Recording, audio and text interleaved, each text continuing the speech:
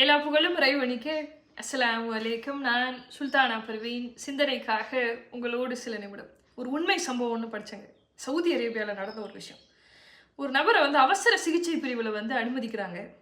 அவரை பார்க்குறதுக்கு யாருமே வரல. இவரை யார் அட்மிட் பண்ணாங்க அப்படின்னு சொன்னால், அவங்க வீட்டை சுற்றி இருக்கக்கூடிய நெய்பர்ஸ் எதேர்ச்சியாக அந்த பக்கம் போகும்போது இவர் மயங்கிய நிலையில் இருக்கிறதுனால கொண்டு வந்து ஹாஸ்பிட்டலில் அட்மிட் பண்ணிட்டாங்க.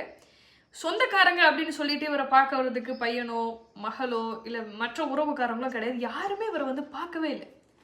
ஆனால் 3 நாள் என்ன ஆகுது அப்படின்னு சொன்னால், இவர் அவசர சிகிச்சை பிரிவில் இருக்காரு. அந்த ஐசியூவில் இருக்கும்போது அந்த ரூமோடைய அந்த ஜன்னல் வழியாக ஒரே ஒரு புறா மட்டும் நின்று இவரை ஏக்கத்தோடு பார்த்துக்கிட்டே இருக்கு.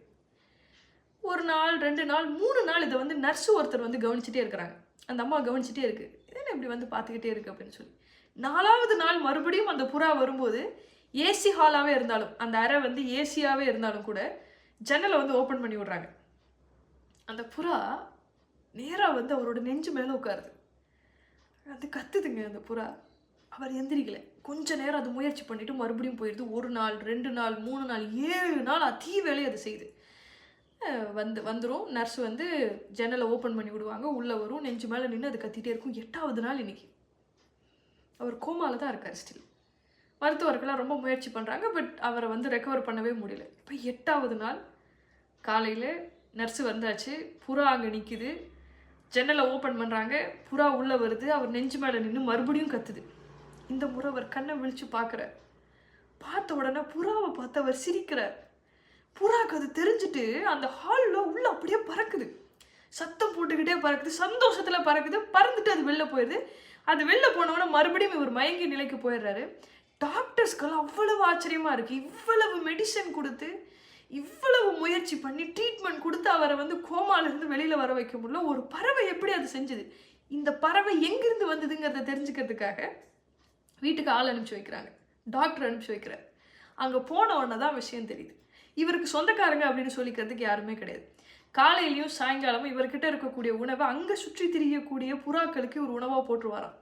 அந்த உணவெல்லாம் சாப்பிட்டு அந்த புறா கூட்டமே அவருடைய வீட்லேயே இருந்துகிட்ருக்கும்.